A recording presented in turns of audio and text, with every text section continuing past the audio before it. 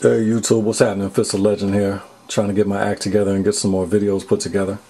As promised, I want to take a little more of an in-depth look at my Sniper Bladeworks knives. I'm a huge fan of Sniper Bladeworks. Lance and Jody, real cool cats, and I haven't seen a lot of videos on these knives like I mentioned in my introductory video, so I figured I'll start with this one since it's kind of got the most interesting features about it. Alright, so what is that right there? Looks like I got a little something on the blade. Anyways, without me fussing over it like it's one of my children, let's get into this knife a little bit. Take a couple close-ups of it before I start running my mouth.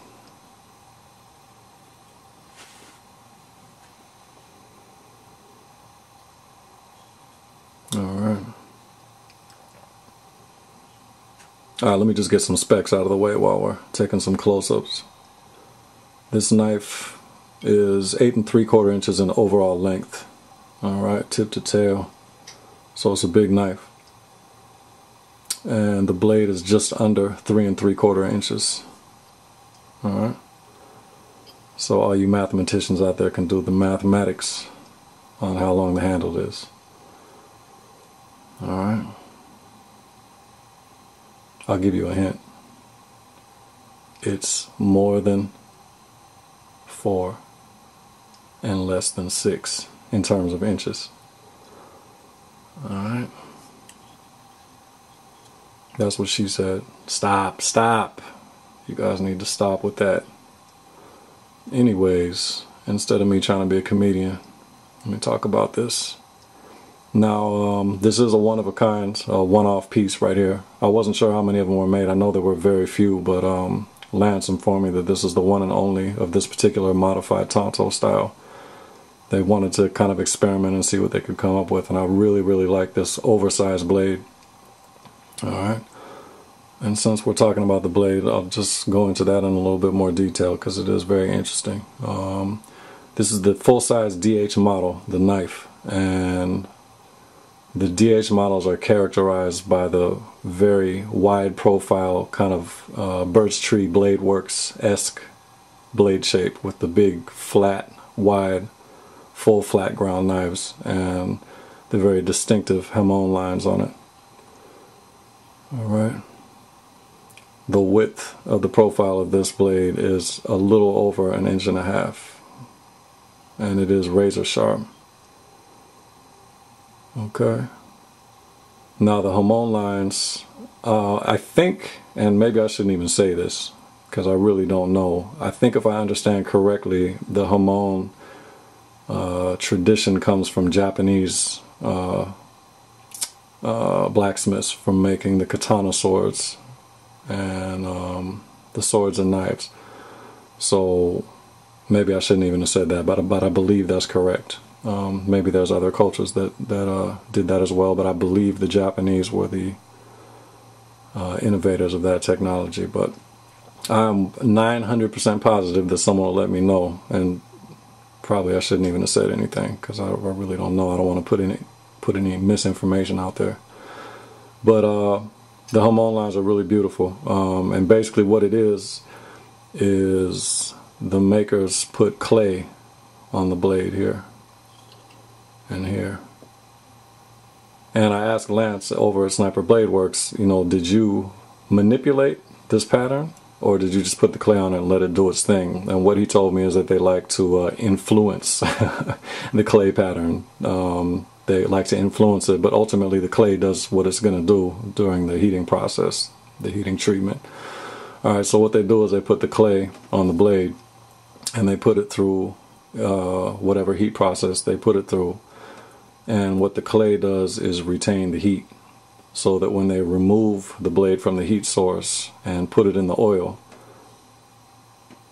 this part of the blade that is not covered by clay cools faster, thus making it harder, making it cure harder.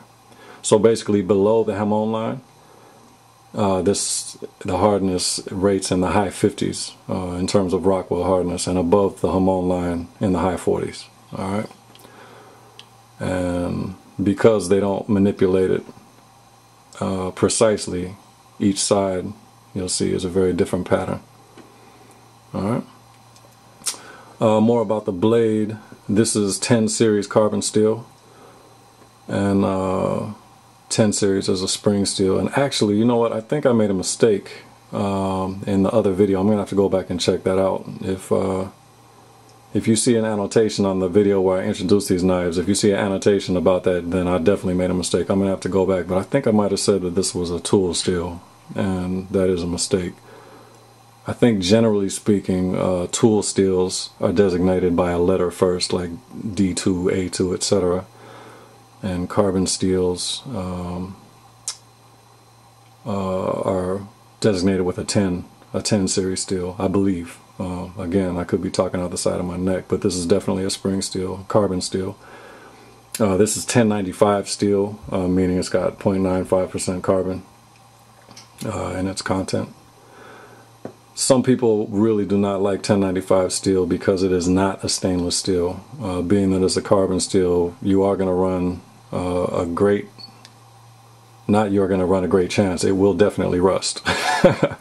The ability for it to corrode is very high, let's put it like that. So there is some maintenance involved with a knife made out of 1095 steel, and I've experienced that already with this knife. So it's not a big deal. Really what you have to make sure and do is wipe it down with some oil or a silicone cloth, which I'm going to do right now as we speak.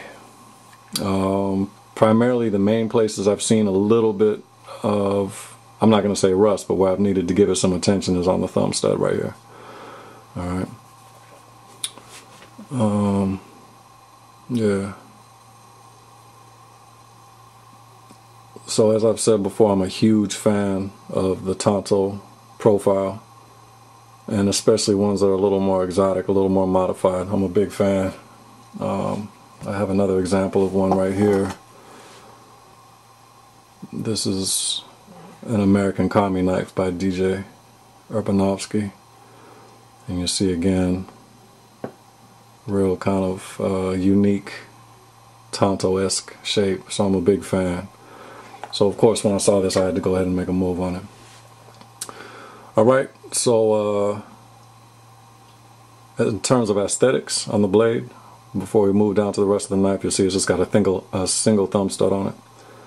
Now, if this was a collector's piece for me, that would be a little bit of a drag because I prefer two thumb studs when it comes to visual looks. You know what I mean? In terms of application, whatever, it's not a big deal. I'm not left-handed, so for me it means nothing. In terms of most of my collectors, I really like to go after knives with double thumb studs just because aesthetically I think it looks good. And you'll notice the unique jimping on the thumb ramp right there. And I've seen some of the Sniper Bladeworks knives, they actually put names of people who order the knives, you know. So if my name was Bob, I would have Bob in the spine, etc., etc. Alright. Alright, moving down to the rest of the knife. You see it's blasted titanium. And we'll get into the frame lock mechanism in a little bit. Just finish with some of the cosmetics. Brushed stainless hardware. The pocket clip is a little bit of a drag. If I had to say there was one thing about the knife I might want to change, I would say I would prefer a more what's the word I'm looking for? I just froze up right there. I got all excited looking at how that shape would be, how the knife would be if the pocket clip looked like that. I prefer a deeper carry pocket clip, but that's nothing really. I mean, that's just, you know, I'm splitting hairs at this point because it's really a great knife. But if there was one thing I would change about it, you know, a deeper carry pocket clip would be nice. Blasted titanium on the pocket clip. Alright, and as I mentioned before, almost a full-size G10 backspacer. Alright, nice narrow profile, so it fits nice in the hand. By the way, the weight of this knife is 5.6 ounces. So it's definitely not the lightest knife, but it's not the heaviest knife out there either. Alright. Now, one thing that I really like about the Sniper Bladeworks handles is the ergos. Alright, so it's like a modified pistol grip, and that's nice. Now, first of all, I think it's nice visually, but functionally it's a nice feature as well, because basically the movement you need to put into the knife to get the tip movement is going to be much less. So because it's already curved forward like that, with just a slight move in the rear, you're getting a much more pronounced movement in the actual blade. So it's nice for slashing and cutting motions. And for example, huge difference between that and the amount of movement or energy you're going to have to put into a knife with a very straight linear profile, such as the amazing Emerson CQC7. Great knife, but you see the difference in terms of linear profile. Very, very straight. So that if I just tilt my hand a little bit, let me see, let me get the point to the top of the screen right there. So if I just tilt my hand a little bit, you see there's very little movement in the tip of the blade in comparison with, let me get this up to the top,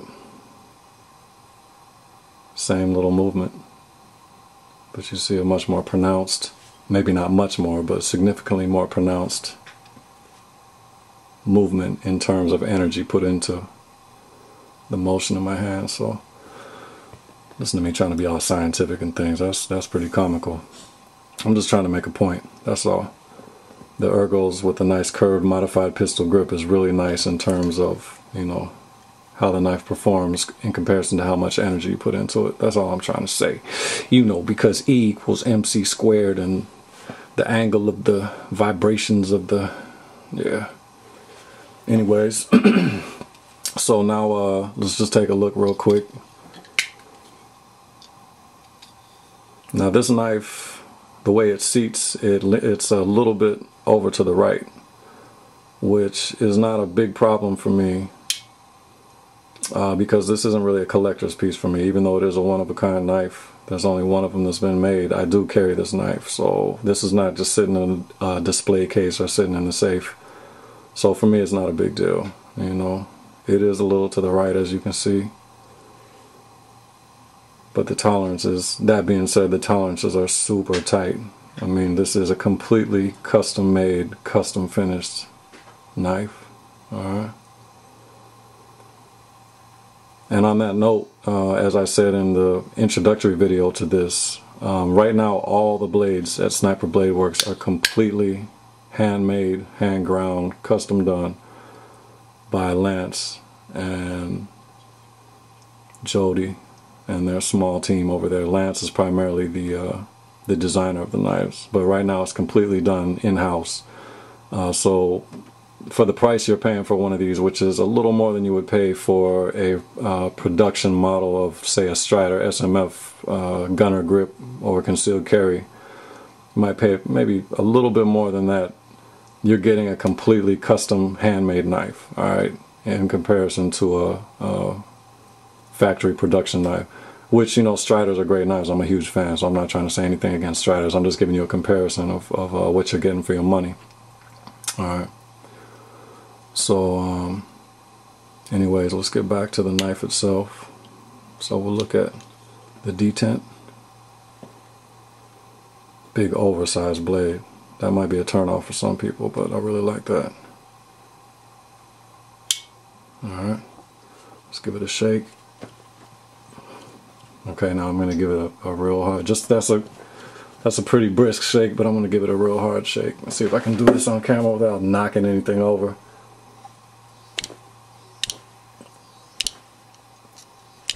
Alright, so you see it took a pretty powerful movement to actually get the blade to pop out, so the detent is nice. Alright, and then we'll take a nice look at the lockup.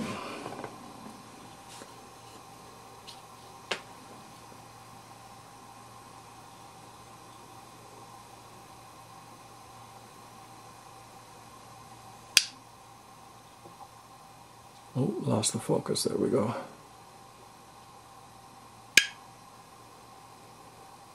Nice thorough lockup. Alright.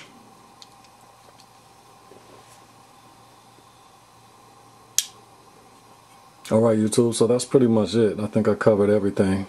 If there's any questions, please ask. I said it before and I'll say it again. www.sniperbladeworks.com. Coolest characters you could ever talk to. Great guys down there. So they are going to be at the Blade Show in Atlanta in June. So if anybody's planning to make it down there, definitely stop by and check them out and you know, get some of these knives in your hand, see what they're like, because they're amazing. The picture of the video isn't enough. You got to get one of these in your hands and see how thorough they feel. Alright, YouTube, so that's everything. I think I covered all the bases. Again, any questions, ask. If I can answer them, I'll do my best. Up here trying to talk like I'm an expert or something. That's pretty funny, man. I'm just an enthusiast, that's it. Enjoying some nice knives. Alright, YouTube, as always, please take care of your family. God bless and be safe. Alright.